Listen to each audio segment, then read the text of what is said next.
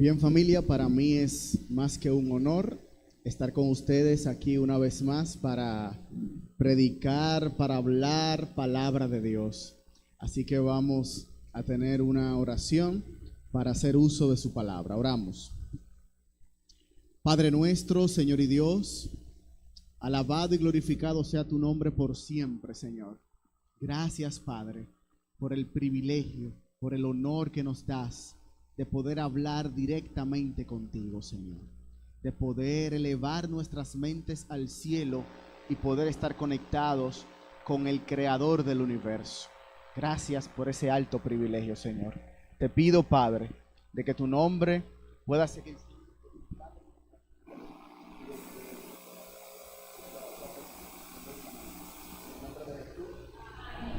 Uno, dos. Bien, familia. Hoy vamos a hablar de un tema interesante en la palabra de Dios. No sé si alguno de ustedes ha escuchado hablar en algún momento acerca de algo que se conoce como la teología del hijo menor.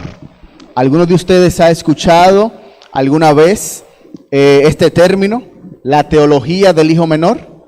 Sí, no.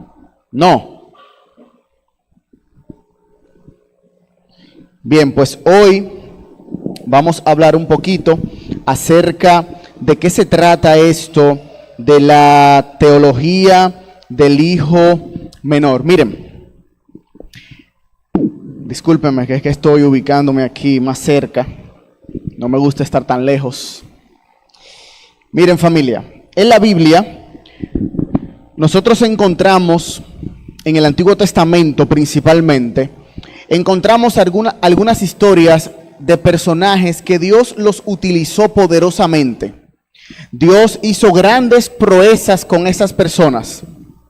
Y cuando uno va de primera mano a la palabra de Dios, uno entiende, al principio cuando uno va a la palabra de Dios, uno entiende que en la lógica humana Dios utiliza a los más preparados. Dios utiliza a los más capaces. Incluso si usted se pone a ver cada personaje que aparece en la palabra de Dios, usted se va a dar cuenta que uno de los personajes más preparados que hay en la historia, en la Biblia, es Pablo. Y es como la excepción. Nótese eso, es como la excepción. El único erudito, o uno de los únicos eruditos o personas que estaban bien preparadas en la palabra, era Pablo. Tenemos a Marcos también y tenemos a Lucas, ¿verdad? Pero son la minoría. La mayoría de las personas que Dios utiliza en la palabra, en la Biblia, son personas, uno que estaba pescando y le fue mal, y él le dijo, ¿qué? Sígueme. Un niño de 8 años que lo acaban de coronar rey, que lo que debería estar corriendo en el patio, el Señor le dice, ven. Pero en la Biblia aparece lo que llamamos como la teología del hijo menor. ¿Y de qué se trata esto de la teología del hijo menor? Si nosotros para poder entenderla tenemos que hablar acerca de la cultura judía. Tenemos que hablar acerca de la cultura judía. No solo en la judía, en la contemporánea también. Pero en la judía, el hijo primogénito era el más importante en el linaje. El más importante en el linaje. Por ejemplo, en mi casa nosotros somos 4 varones. Yo soy el mayor. Yo soy el ¿qué? El primogénito. El primogénito. A la hora de repartir la herencia, no se repartía en 4 porciones iguales. A mí me tocaba más como primogénito. La mayoría y las mejores partes y las más importantes. El resto entonces se repartía entre los demás hermanos por orden de tamaño en proporción. Ahora el control de natalidad no es igual al de la época. En aquella época era normal que una persona tuviera 12 hijos, 8 hijos, 15 hijos, 20 hijos. Y la situación era tan crítica, por decir algo, que habían familias que no estaban tan bien posicionadas económicamente y si pedían un préstamo y no tenían cómo pagarlo, adivinen cómo a veces pagaban ese préstamo. Pero ¿a quién entregaban de primero? Al menor. Al menor. Habían familias incluso que no tenían suficiente dinero para pagarle a jornaleros, a empleados, y los que se iban a trabajar para el campo eran los pequeños.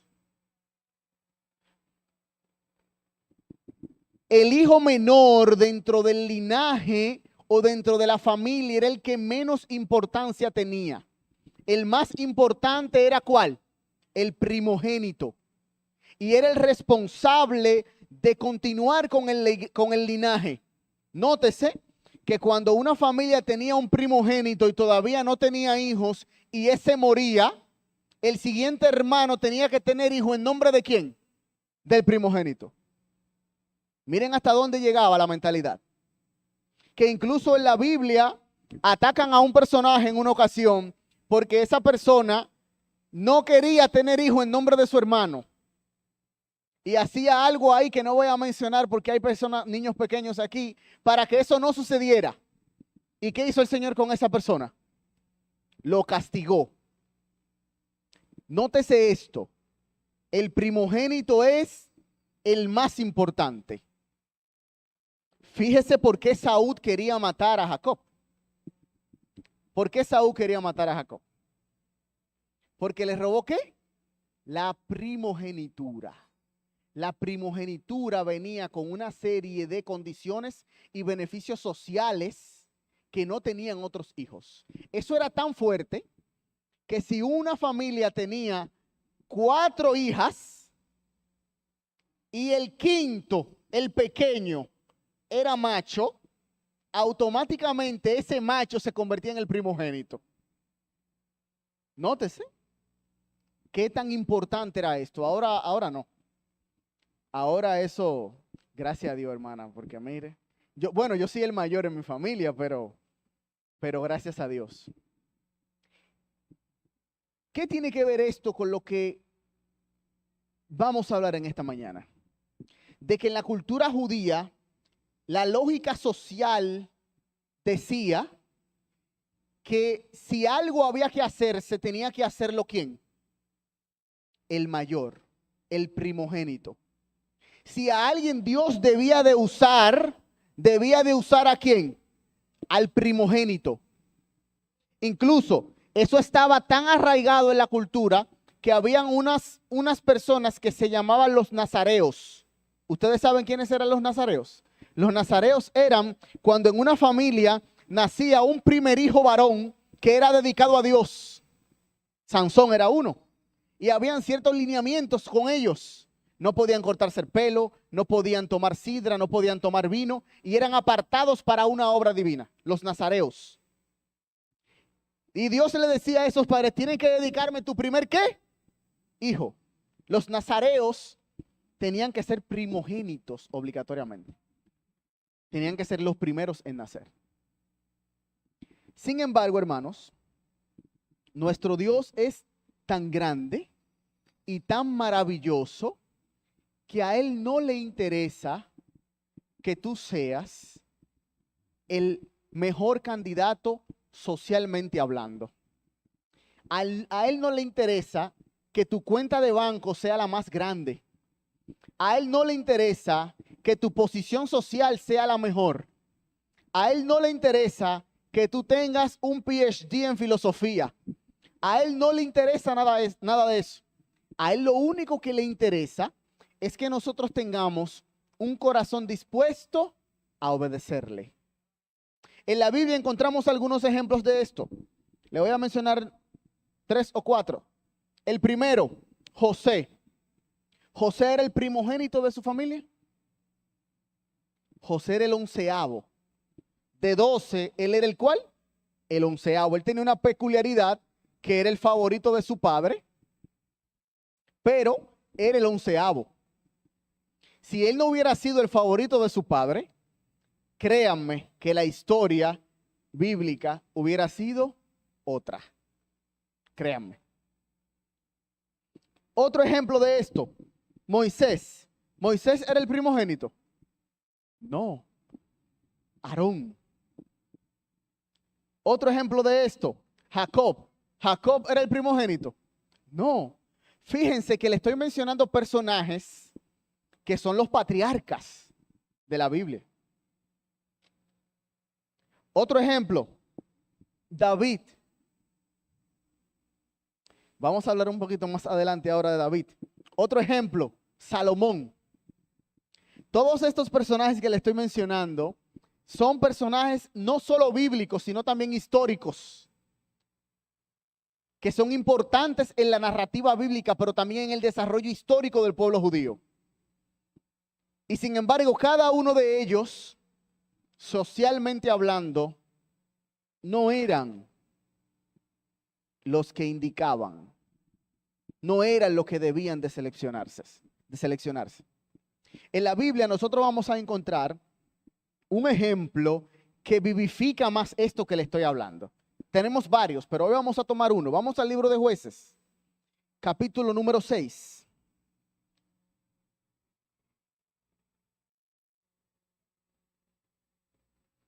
Jueces, capítulo número 6, el verso número 15.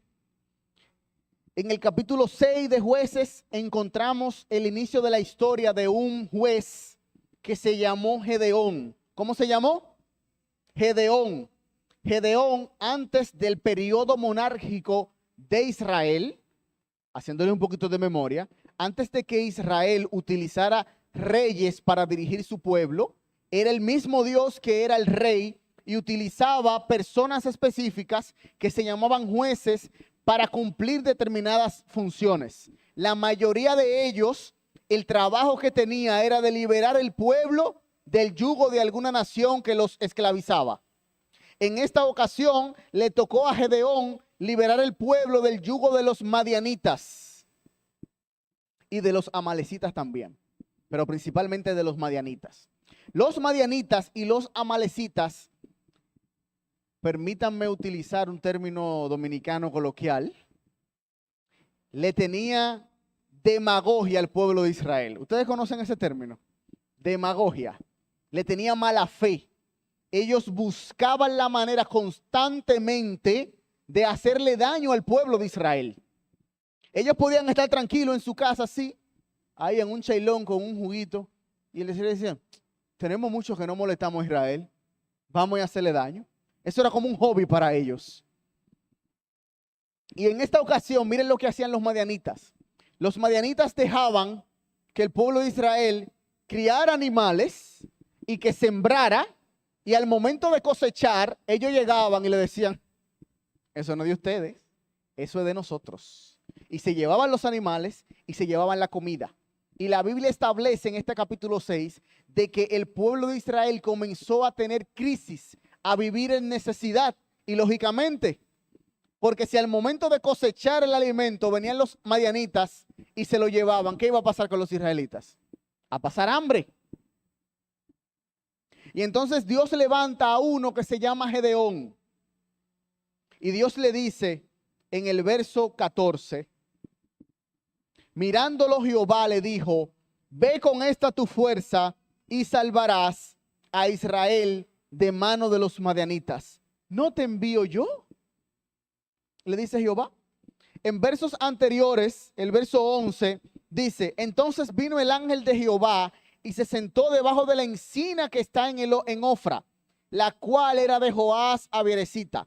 Gedeón, su hijo, estaba sacudiendo el trigo en el lagar para esconderlo de los madianitas. Cuando se le apareció el ángel de Jehová y le dijo, Jehová está contigo, hombre esforzado y valiente. Jehová esté contigo, hombre esforzado y valiente. Tengo entendido que aquí en la iglesia hay, creo que usted es psicóloga, ¿verdad?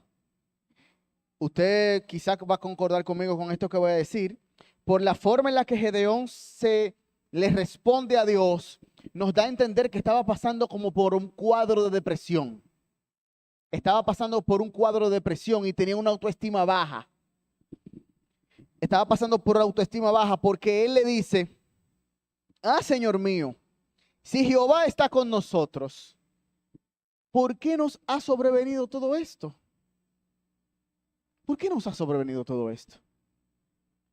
¿Dónde están todas esas maravillas que nuestros padres nos han contado? Decían, no nos sacó Jehová de Egipto y ahora Jehová nos ha desamparado y nos ha entregado en manos de los madianitas. Y aquí entonces es donde Jehová le dice, con esta tu fuerza, tú vas a liberar a Israel de los madianitas. Y el verso 15 arroja un dato interesante. Él dice, ah, Señor mío, ¿con qué yo voy a salvar a Israel? ¿Cómo yo voy a salvar a Israel? Si número uno, mi familia es pobre, no tenemos nada. Y número dos, ¿yo soy el qué? El menor de la casa de mi padre. ¿Cómo tú me vas a elegir a mí, que soy el menor? El que menos capacidad tiene. No. Y luego sucede una serie de cosas donde Dios comienza a hablarle y a devolverle el ánimo a Gedeón. Y de Gedeón dice, ok, si de verdad tú eres Dios, déjame ir a prepararte una ofrenda. Voy a parafrasear. Gedeón va, le prepara una ofrenda y el ángel de Jehová enciende el altar con el bastón. Solamente le pone el bastón al altar y el altar se enciende. Y cuando se enciende, entonces Gedeón como que recapacita y dice, uy, ¿qué pasó aquí? De verdad Jehová que está aquí, porque él estaba como medio tímido, como que no lo creía mucho. Y luego cuando él acepta, todavía tiene duda en su corazón. ¿Por qué? Porque Gedeón se sentía incapaz. Gedeón se sentía que no podía hacerlo. Y por esto viene la grandiosa señal que Gedeón pide, que le dice el Señor que, Señor, voy a poner esta manta aquí en el suelo, que amanezca la manta mojada y todo ¿qué? Seco. ¿Y qué hizo el Jehová? Lo hizo. Y al otro día dijo, no, todavía. Ahora yo voy a volver a poner la manta y que aparezca todo mojado, menos ¿qué? Menos la manta. ¿Y qué el Señor hizo? Lo hizo. Pero lo más interesante de esta historia, queridos, es la forma en que Dios libera al pueblo de Israel mediante Gedeón. Cuando Gedeón acepta y dice, Señor, me voy contra ellos en el nombre tuyo, miren lo que sucede. El ejército de Israel era de 10,000 hombres. Y el Señor le dice a Gedeón, son muchos. ¿Son cuántos? Muchos. Lo primero que tú vas a hacer es que le vas a decir a ellos que todo el que tenga miedo y esté asustado que se vaya, que no va a tener ningún problema. Y se fueron 4,000. ¿Cuántos se fueron? 4,000. Se quedó otro grupo y el Señor le dice, son muchos. ¿Son cuántos? Muchos. 6,000 hombres contra una nación, hermanos. Y después el Señor le dije, yo necesito que tú lo mandes al río. Y en el río tú lo vas a mandar a beber agua. Los que se agachen y beban agua como un perro, lo vas a poner de un lado. Y los que se postren y beban el agua de la otra forma, lo vas a poner de otro lado. Y los que se agacharon y se bebieron el agua como un perrito, esos solamente fueron 300. Y el Señor luego le dice, a los otros mándalo para la casa y te vas a quedar con ¿cuántos?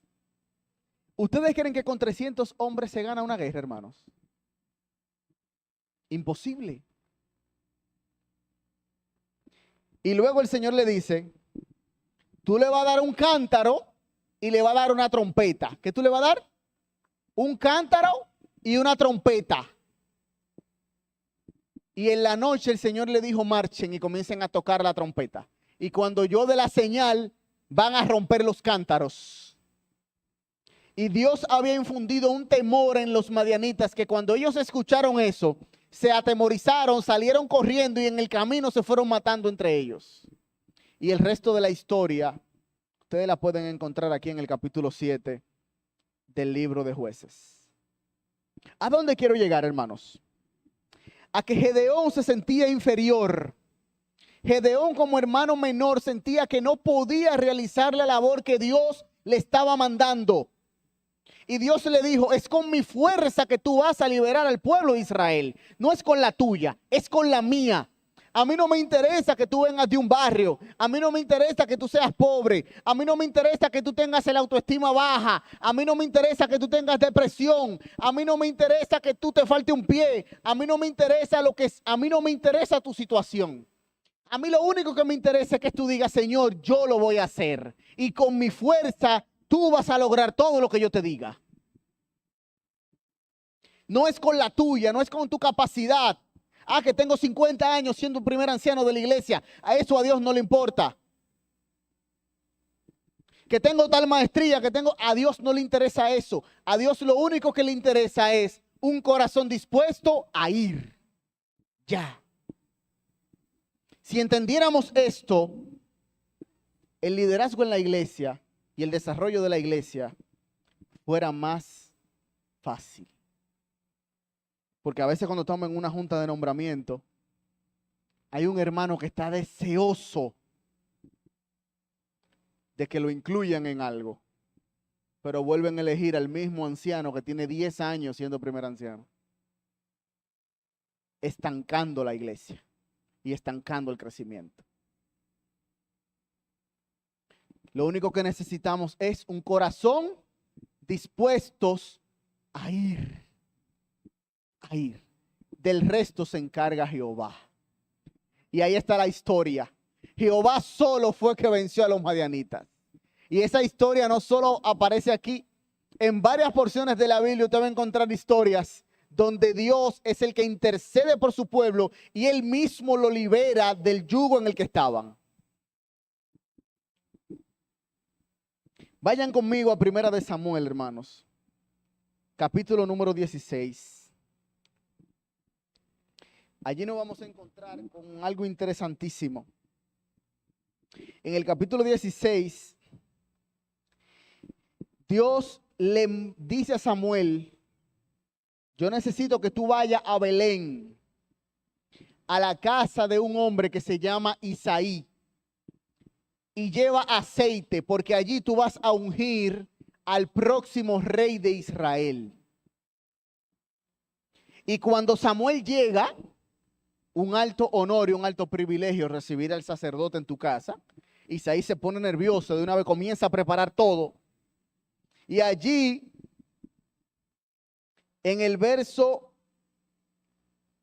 5, dice la palabra de Dios, capítulo 16. Sí, vengo a ofrecer sacrificio a Jehová. Santificaos y venid conmigo al sacrificio, respondió él. Luego santificó él a Isaí a sus hijos y los invitó al sacrificio. El verso 6. Aconteció que cuando ellos vinieron, vino a él Eliab y se dijo Samuel a sí mismo. Se dijo Samuel, pensó Samuel en su mente. De cierto delante de Jehová está su ungido. ¿Qué pensó Samuel? ¿De quién? De Eliab. ¿Y Eliab quién era? El primogénito de Isaí. Fíjense que vino de primero. ¿Por qué? Porque es que el primogénito, el que tiene los mayores beneficios. Pero Eliab no solo era el primogénito. Eliab también tenía actitudes y aptitudes aptas para eso. Porque era un guerrero, era un hombre fuerte, un hombre elegante, una persona inteligente. Y cuando Samuel ve a este macho ahí, con todas las características que él entendía que podía tener para dirigir un pueblo, basándose principalmente en las características de Saúl, que lo tenían como precedente, él dijo dentro de sí que ciertamente aquí está el ungido, este es. Y el verso 7 entonces dice, pero Jehová respondió a Samuel, no mires su parecer, ni a lo grande de su estatura, porque yo lo desecho. Porque Jehová no mira lo que mira el hombre, pues el hombre mira lo que está delante de sus ojos, pero Jehová mira el corazón. ¿Jehová mira qué? El corazón. Elena de White dice en Historia de los Patriarcas y Profetas, en la página 626, dice: cuando Dios llamó a David para ungirlo rey de Israel, él vio en él a uno a quien podía impartir su espíritu. ¿Qué fue lo que Jehová vio en David? Alguien a quien podía, ¿qué? Darle del Espíritu Santo. Pero Jehová no miraba la apariencia exterior. Ninguna belleza exterior puede recomendar el alma ante Dios. Ninguna habilidad que usted crea que aprendió en la universidad puede recomendarlo delante de Dios. ¿Cuántos pastores, hermanos, se van a perder? Que duramos 4 años estudiando teología y que de lo que más sabemos de Biblia. Eso no te califica delante de Dios. Eso no te califica delante de Dios. Sigue diciendo: la sabiduría y la excelencia del carácter y de la conducta expresan la verdadera belleza del hombre. El valor intrínseco y la excelencia del corazón determina que seamos aceptados por el Señor de los ejércitos. Dios necesita un corazón, ¿cómo? Dispuesto. Dios necesita un corazón, ¿cómo? Dispuesto. Un corazón dispuesto. Sáquese de la cabeza, aunque eso es importante, que Dios necesita su experiencia, que Dios necesita los versículos que usted se sabe, o que usted ande con el manual ahí en el hombro, o que ande con el sobre de diezmo ahí. Sáquese de la cabeza eso. Dios necesita un corazón, y no importa que tú seas socialmente hablando el que esté en el estado más bajo. Si tienes un corazón dispuesto, a ti es que Dios te va a usar para hacer grandes proezas. Nosotros, hermanos, somos los hermanos menores. Nosotros somos los hermanos menores. ¿Y a quién es que Dios usa para hacer sus grandes proezas? ¿A quiénes? A los hermanos menores. ¿Y nosotros somos qué? Los hermanos menores. Tenemos la bendición de que nuestro hermano mayor, vayan conmigo al libro de Hebreos, capítulo número 2. Hebreos, capítulo número 2.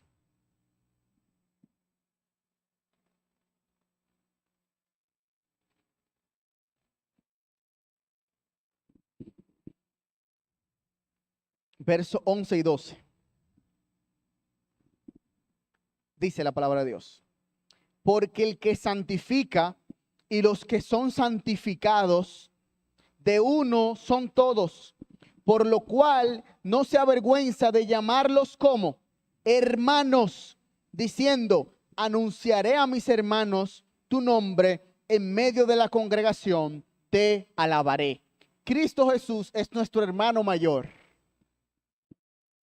Y él como hermano mayor heredó, ¿ustedes saben qué? El cielo y la tierra. Y en su nombre son benditas todas las naciones. Pero como hermanos menores, que no tenemos en nuestras manos el poder para poder sacar demonios, no tenemos en nuestras manos el poder para poder perdonar pecados, no tenemos en nuestras manos el poder para poder levantar un muerto, Cristo nos dice: vayan, ¿en qué? En mi nombre. Y ese es un honor, hermano, que sobrepasa cualquier cosa. Que aunque seamos los más desprovistos, aunque no tengamos la capacidad, aunque somos pecadores, aunque somos malos, aunque tengamos depresión, aunque tengamos la cuenta de banco vacía, nuestro hermano mayor, el que heredó todo, nos ha dicho, vaya. Concluyo, hermanos, con 2 citas de Elena de White. La primera se encuentra en Señales de los Tiempos. Esta es una carta que ella envió el 25 de diciembre de 1893. Dice, todos los que han nacido en la familia celestial son, en un sentido especial, los hermanos de nuestro Señor. El amor de Cristo une a los miembros de su familia. Y donde ese amor está y cuando ese amor está en el corazón, hay simpatía, comprensión y unidad. La última cita dice, esta cita se encuentra en El Deseado de Todos los Tiempos, página 329. Dice, el hermano mayor de nuestra raza está junto al trono eterno. El hermano mayor de nuestra raza está ¿dónde? Junto al trono eterno. Efesios capítulo 2, versículo 6 dice que nosotros estamos sentados juntamente con Cristo a la diestra del Padre. Y sigue diciendo la cita. Él mira a cada alma que vuelve su rostro hacia Él como su Salvador. Sabe por experiencia cuáles son las debilidades de la humanidad. ¿Sabe por qué? Por experiencia, porque fue hombre. ¿Cuáles son nuestras necesidades y dónde se encuentra la fuerza de nuestras tentaciones? Él te está observando, hijo tembloroso de Dios. Eres tentado, Él te librará. Eres débil, Él te fortalecerá. Eres ignorante, Él te iluminará. Estás herido, Él te sanará. Que Dios les bendiga, iglesia. Vamos a orar para concluir. Oramos.